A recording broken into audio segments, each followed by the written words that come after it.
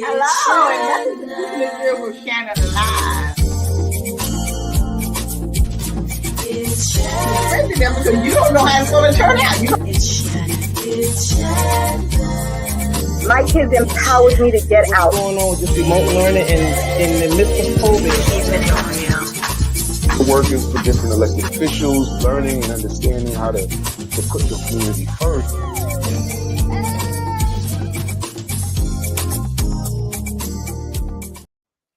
Hi, thank you for watching Keeping It Real with Shannon tonight. Look, I'm getting tongue-tied already to start on the show with.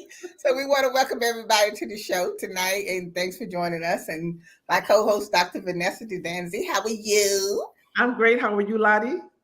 Well, you know, our topic tonight is very serious. Mm-hmm. School violence on the rise in the school is just getting out of hand, and the students are getting out of control. But I'm happy to have two young ladies joining us tonight that can shed some light on what's happening in the schools. So let's welcome them to the show. Absolutely. Our guest tonight is Miss Mona Davids. She's one of the founders of the New York City School Safety Coalition. She advocates not only for the children's safety in school, but also their transportation to and from school. And our other guest is her co-founder is Miss Quiann Simpkins. She's a New York City school safety agent and the other co-founder for the New York City School Safety Coalition. Let's welcome my guests to the show tonight. Well, hello there, Miss Mona and Miss Quiann. How are you? How you both doing? Welcome back. Thank you so much for coming on and talking with us tonight, because this is serious, and I have real concern, and I'm just devastated every time I look at the television and I see every day about a student being stabbed by another student in the schools. And the first question I wanted to ask is, what do you think that this is such a spike in this rise in school violence? Because when we used to fight and everything like that, we put our Vaseline on and we going out there and take care of business and do what we had to do. We didn't come to school with knives and thinking about stabbing another student. And now it's almost like it's an everyday thing that every day we're seeing this. So what do you and Q think this is coming from? I'll let Mona take that first and then I'll follow up. See, you beat me to it, because I was about to say that you need to take that first because you are the one in the schools. No, I'm gonna let you take that first because you're the person who sees it from the outside, and then I can tell you what I see from the inside. So that makes it come full circle. Okay, so with many of the students, what we've seen on the outside with our youth is a rise in gang activity. They're shooting each other, they're jumping each other, they're stabbing, they're slashing each other. All of this is that rise in gang activity. And what we've been saying at the coalition for the last 3 years is what happens in the streets is going to spill over into the schools. And that's, that is what has happened. Another contributing factor is post-COVID. A lot of the kids are still traumatized from what happened during the COVID shutdown, being away from their peers, schools closed for an entire year. This has also impacted the mental and emotional well-being of our children. And then last but not least is this raise the age law that was enacted a couple of years ago. That also plays a factor because it's sort of a revolving door. The youth and especially the gang leaders know that when a teen is charged, what's going to happen is, depending on the severity of the crime, most likely they'll go to family court and then they'll be released into the custody of their parents. So they know that there's no accountability. So all of these things, I believe, looking from the outside, are contributing factors to this crisis, because that's what it is. It's a crisis that we have. It's not just one thing, it's a few things. Yeah. So what go ahead, Vanessa. Well, just to piggyback on that, since you talk about age to rage, are there any repercussions after the incident has happened in the school? Are there any repercussions for that student to return to school? Or what are alternatives that a parent has? I'll take I'll that. let Quiann take that one. I'll take that. So basically what Mona said, I'm just going to follow up and answer your question. What happens is basically when the kids are getting into these situations and they're now getting through the process of, consequences, there really aren't many consequences. There's not many consequences on the Department of Education or the New York City Public School side. There's not many complications on the NYPD side because with the raise the age, they've kind of tied NYPD's hands. So, I mean, I'm a person who can tell you from that point of view of dealing with students who have come in with weapons, and then I have to process this, which means I have to, make a report. I have to write out the report. I have to do the voucher for the weapon, and the child is never leaving the building. The child is in that building. They never leave. Parent comes, you do the process of releasing the child to the parent. You got to do the paperwork, and the child goes with their parent.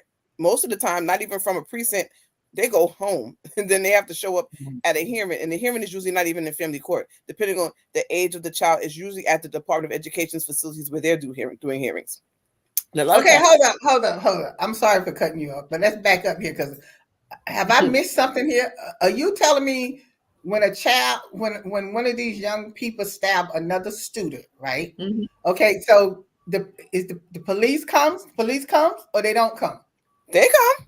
Okay, they come. So now you stab somebody. That's an assault. You mean to tell me that kid is not arrested? So let's break down what happened with the Murrow situation because I'm going to follow that one. And Mona knows I'll talk about this. So the young man who stabbed the other young man, he was basically arrested, but he didn't get apprehended. He turned himself in. When he turned himself in, what ended up happening was there was a report done stating that he was in possession of a weapon and the fact that it was a felony assault. He went home from the precinct, but that's because he left the building and he had to turn himself in. If he would have been in that building, I don't know what the consequences would have been for that one because of his age. He's 15 years old.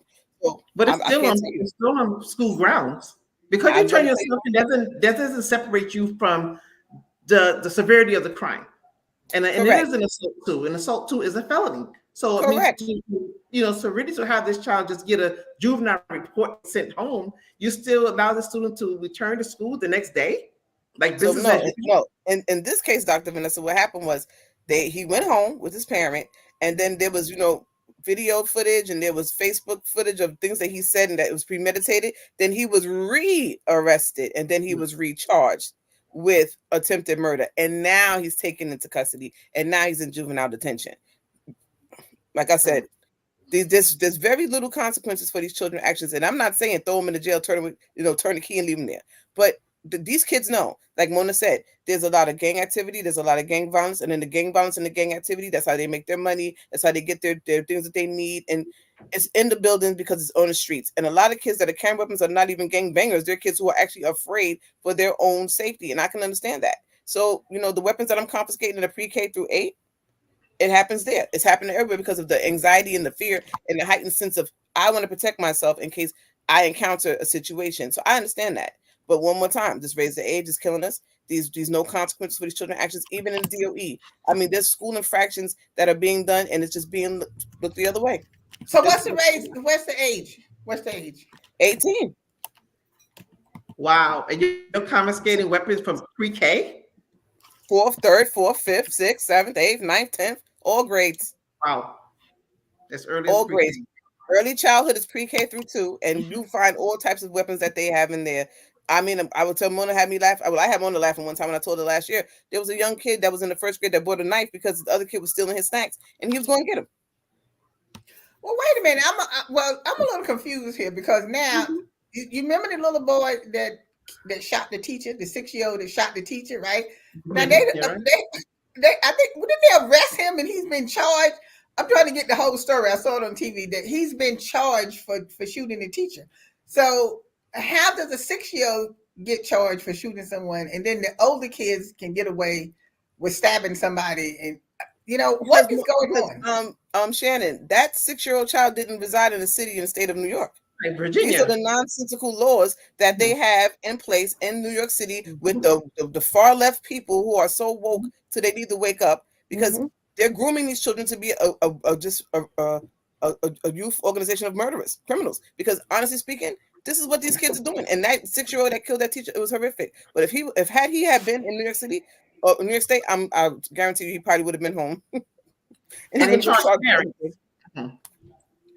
Now, well, is this a new something that have changed? Because I thought back in the day, a little bit later, back in the years, that when the child did do something in school, they were arrested.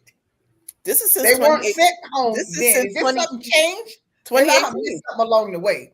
In 2018, Yeah, but 2019, they created Raise the Age. And I get it, because you know the culpability of a child, their mind frame, they don't understand Right. things fully. But you know what? I mean, I get it. I get why they put that in place. And it was great. It's a great idea and a great thought. Until people in the background, these adults who use these children as pawns and puppets, started to realize that they could benefit from it. And now what they do, they use their influence on these children, which is money, popularity, clothes and things that these kids don't have, that these adults that are at the top tier of these gangs and these little cells of criminality, they're using that to their advantage.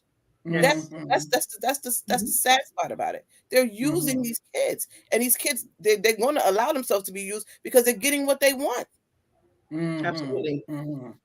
That's So absolutely. what about so what about the principals now? Because I know a lot of times the principal gets changed quite often. So it is about the leadership there in the school. I mean, I know the principal can't keep things from happening, but it seems like sometimes the principals that are very strict and who don't tolerate nonsense, it seems like they have more control over their schools. That's true. It's true, because in the school rules, school leaders, they make the rules, they know. But one more time, even school leaders, they have to follow Chancellor's rules and regulations, and they're governed by the top tier of who's on top of them. And they have so much leeway too, because they can say one thing. And okay, Shannon, so let me tell you, remember back in the days, let's go back. And I'm not that old, I'm not going to date myself like Mona always says. But the principals had rights, right? The principals say, you're going to get a principal suspension. This Johnny did this. Okay, this is you're going to get detention. I'm going to have you do this. You're going to stay after school. You're going to do lunchroom service, community service. Those things, they don't do them anymore. You know why? Because they were calling them corporal punishment. They were stating that administrators were taking the kids that they didn't like, and they were giving them these punishments because they didn't like Johnny, they didn't like Billy, but they liked Timmy, so Timmy didn't. Well, see, that's what I was saying, Q, because you got suspended. You had consequences that you did, and the kid. That's what I'm saying. The kids wasn't acting up like they're acting up now. So now what they have now is this wonderful thing called ORS. It's called the online reporting system. So the school can't even make a decision on what's happening with this child. So let me tell you, first and foremost, pre-K through 2, early childhood, there's nothing in Chancellor's rules and regulations that governs their consequences. There's nothing for them, because they said that their brain and their mind frame that they don't understand. So they don't have anything going on with them. But from grades 3 into 8 up until 12, they have Chancellor's rules. But you have to put every incident online as a school, and then you get an answer back from the online reporting system as to what they want you to do with the child. The child can get an IHS, which is an in-house suspension, which means you have to keep them in the wherever, whomever. They can get an outside suspension, which is a superintendent. Well, hold that thought, Q. We're gonna take a quick break, and we'll be right back. It's Shannon. It's Shannon.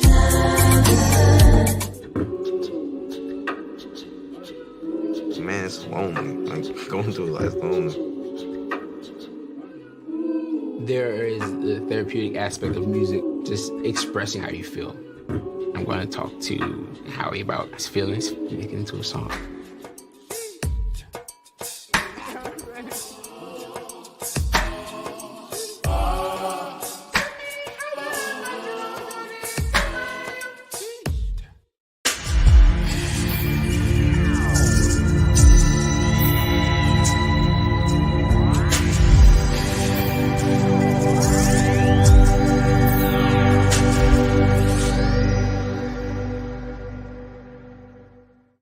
Hi, we're back. Thank you for joining us. Our topic today is school violence on the rise, and we've been talking about all the stabbings and assaults that's taking place in the school. But Q and Mona, I want to say that I'm thinking now when we are talking about it goes to the school safety agents as well, and what the school is doing, because they took a lot of the school safety agents out. They didn't hire them back. They say they act like they didn't need them. Then they were supposed to put them back. Then something else came up. Now I understand they're going to put some of them back, because you need more than one school safety agent in a school that has 3 and 4 buildings of school children in there. And do you feel that the schools are doing enough? Is the principal and the assistant principal, what is the staff doing to try to help manage some of this? And what is the chancellor doing that, to help put some of this, because it seems like all of a sudden now, since we got the new chancellor, I thought things were going to get better. It seems like things have gotten worse. Well, okay, so you forgot to include what is the mayor doing, because we'll start with him. We'll start with him. So, I know he's the cause of the safety agents not being there. Because of the budget crisis, the mayor did cancel the class of 250 agents, but because there was such a huge outcry, they did reinstate the class. And I'm not sure, but Quiann would know. I think they reinstated a class of about 135 school safety agent cadets. But what we found out last week is that the mayor is also launching a program called Assistant School Safety Agents. Mm-hmm. And I don't know why he kept it a secret, but this is a great program. And with the Assistant School Safety Agents, they'll be hiring 18 to 20-year-olds. So if you're between the ages of 18 and 20 years old, you can become an assistant school safety agent.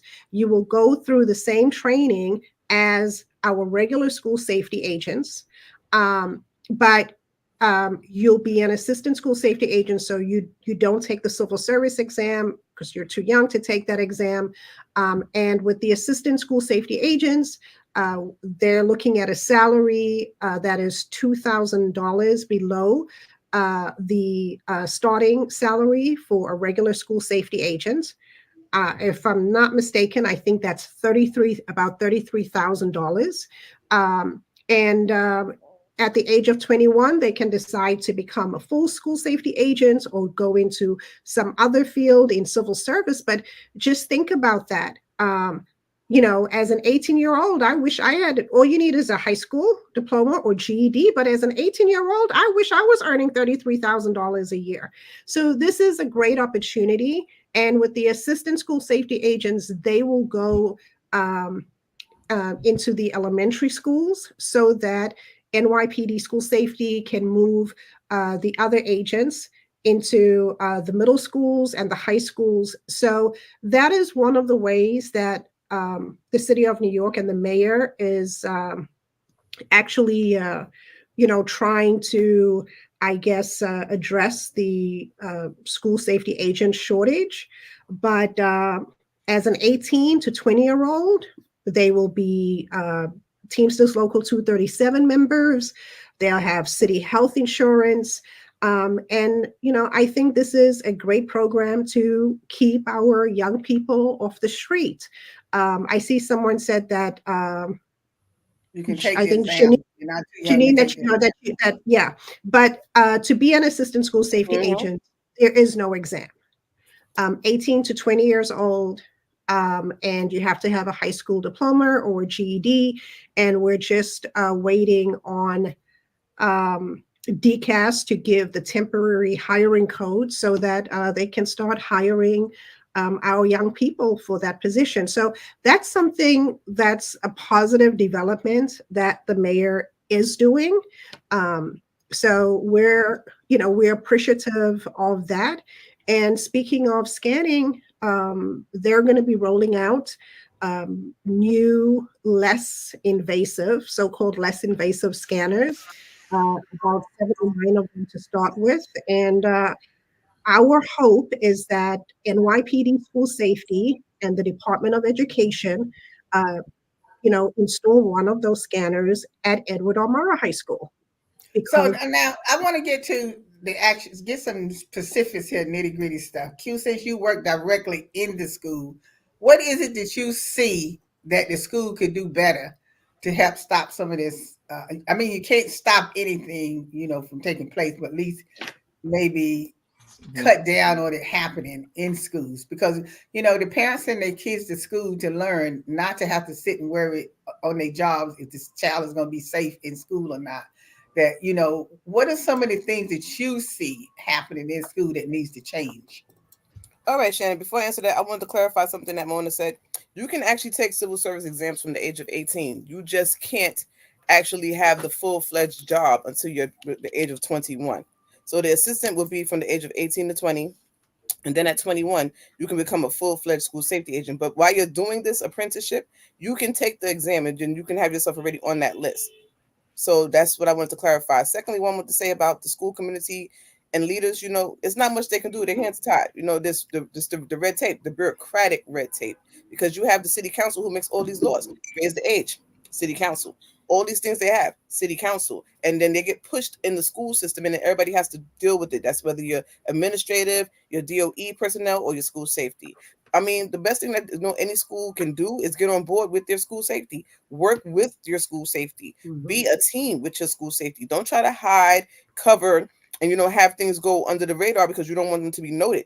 This is exactly what happened at Murrow. So I'm going to bring this full circle. I'm a Murrow parent, and for the last 3 years, I've been on that administration asking them for scanning, pushing for scanning, speaking to the AP of security, because they have APs for everything, the AP of security. And, she kind of was, on board with it, but, she can't go above what the school leader, which is the principal, states, and they didn't want it. But, I've been advocating for this. Mona knows I've been talking about this anytime they had a Murrow meeting. I'm always sending out a blast, trying to organize this, because I know that what's happening around Murrow's campus, around that area, it's a lot going on there. It wasn't happening directly in the school, but I know that the weapons, high number, were being confiscated when they had unannounced scanning because they didn't have full-time scanning. So as a parent and a school safety agent, I was concerned. I've been teaching my child and grooming him, because I'm a school safety agent. This is what you need to do. This is what needs to happen. This is what needs to happen. That needs to happen. And 3 weeks prior to that, we had a forum on the coalition page where I said to, school admin, to, people in city council, state assembly, that I'm afraid something's going to happen. And lo and behold, it happened. Exactly what I said was going to happen. My son had a classmate who got shot in her ankle, right before, this was going on. And I raised the question again then. When is this school going to admit that there's an issue? Oh, it's not inside, it's outside. Okay, now we fast forward to it's being inside. And, I'm a parent, so, when it's happening, it's going down, I'm on the phone with my child. And Mona was a third party to this call. And, he's telling me what's happening. Because as he's walking into school that day, that's his late day, and he's seen all this chaos as he's walking in. And so not cutting you off, Cupid, but what has happened like around the school area that the school has changed? Because Edward Albemarle used to be one of the top schools. You never heard anything bad going on in that school. People was trying to get their kids in that school. I mean, like, what all of a sudden happened now that there's all of this, these types of kids going to this school now, that has just brought the school down like this? I mean, what is going on? But you know what, Shannon? In Murrow's defense, it's still a really great school. It has a really great curriculum. It has really great, programming. I like it for my son. I want him to remain there. But I'm telling you, it's not even the school itself. It's the tide of the streets. It's the tide of the community. It's the tide of how things have changed. No one's actually following through with these children. These children know that they have all the rights, all the say so. So you can't blame the school. I'm not blaming the school. What I'm saying is the school is not getting with the change in the times. What they need. And they need to. Well, isn't it something with outside of the school that it's still considered school ground within a certain perimeter? It's supposed to be. Yes, definitely. And nothing. What I don't understand is that I know sometimes the city is more reactive than proactive, and I know a lot of parents and like yourself, your organizations out there really advocating for this. But I just don't understand, why does it always have to be something that happens to the extent where a child gets severely injured or lose their life for them to really say, okay, this is a major issue. We could talk about it today, but tomorrow it goes back on the back burner. But the same thing as business as usual, and we still don't have a resolution for it. That's pride. People's prides and their egos. No one wants to admit they have a problem. It's like being like addiction. No one wants to admit they have a problem, because once you have to admit you're having a problem, now everybody has to be aware of your problem. People don't want that. They don't want the stigma. But the thing is, you need people to know what's happening to you, what's happening there. Just happening everywhere. the crime in the schools has the uptick is insane to me. I mean, we're finding knives, we're finding guns, we're finding anything that you can name is in the building. It's around the building. And if it's happening on your school perimeter, in your school area, it's still a school-based incident. But no one wants to take on that responsibility. Then what needs to happen then, Q, is what I see needs to happen then, regardless of what the situation is, then they just need to put the scanners in every school, because once you walk through that scanner, at least the kids can feel safe. It doesn't matter where you want the scanner in there or you don't want the scanner in there, or to make the school look bad if you put the scanner in there. Just now, I guess they got to get the letters to the mayor and them and the city council to let them know we need scanners in every single school. I don't care how good or how bad the school is. Put the scanners in there so when our children pass through, at least they feel a little safe in the school during the day. And here's the thing, Shannon, they're going to have to hire more school safety agents to perform the task. You got rid of the people that perform the task. And now you have people that's requesting it, because a lot of principals now are on edge and they want it, but we don't have the bodies in school safety to accommodate them. So one more time, we have to get out here, push, advocate. Listen, we need our bodies back, and we need everybody to respect that these children are far gone.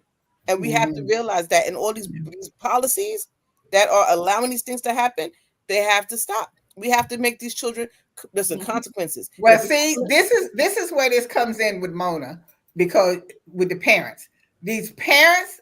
Thank you, Mona, for doing the job that you have been doing. We appreciate you. But the parents need to come out and fight for this for their children, because, see, the parents is the one that have the power. And you keep trying to tell them they have power, but they don't want to listen to they have power. Use that power and stop coming out there with your hands on your hip, with your neck rolling, and take care of business like you're supposed to take care of business, and say, we want scanners in this school and every school. So that way our kids can feel safe and protected. Look, our time is up. I still had more questions and stuff to ask, but you're going to have to come back again so we can finish this conversation. But I want to thank the both of you for coming on today. At least shed some light on what's going on in the schools and what we need to do. So we just have to stay on the parents. Look, get out here, do what you need to do. Use that power you have, because you do have a lot of power in the school system with your kids. So thank you for watching today. Thank you, Kat. Thank you, Baze. And thank you, Jenny, for chanting in and listening to us today. So listen, thank you for joining us. And as always, we'll see you next time. Today's show is sponsored by Abu's Bakery. If you have a sweet tooth, stop by Abu's Bakery for some delicious cakes and pies. Would you like beautiful pictures for your home or your office? Then stop by Faith Art Gallery. They have a large selection of pictures from around the world. It's Shannon. It's Shannon. It's Shannon. It's Shannon.